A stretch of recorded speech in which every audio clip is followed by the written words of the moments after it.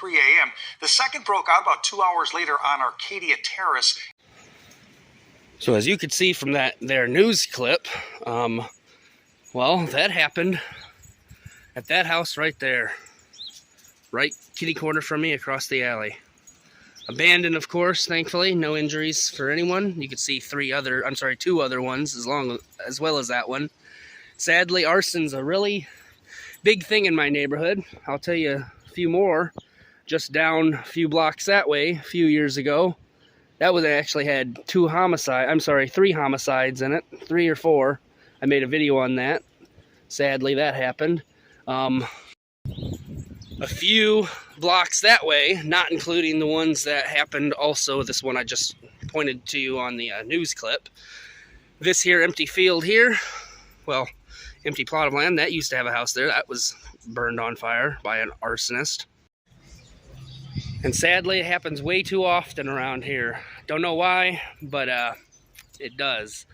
And like I said, the only case of it happening with people in it that I know of around me was that one on Garfield Avenue. I'll link a video I have of it in the description.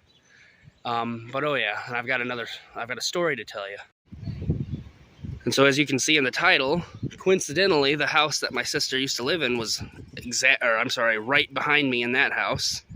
I've had problems with people that lived in there before. I've done a video on that too, but this was when my sister lived there. It was nighttime, can't remember exactly what year, maybe like 2016, 2017, so not terribly long ago. But anyway, she was living there, and it was nighttime, and I noticed some like glowing light over there. So I got outside, and I looked, and I was like, oh my God, the whole fence line was on fire, and part of the garage was on fire. Well, I don't think it was like did any damage. It was just really close to the garage at the very least. But anyway, the whole fence line there caught on fire. Well, I don't think it just caught on fire out of nowhere, because it was in multiple spots. It was like paper was caught on fire.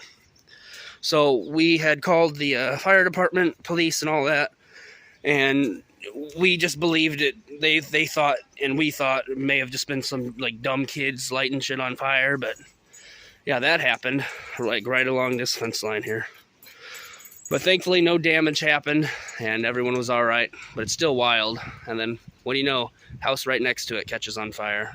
Well, someone burns it. You know what I mean? But that's the sad reality of the west side of Rockford, Illinois.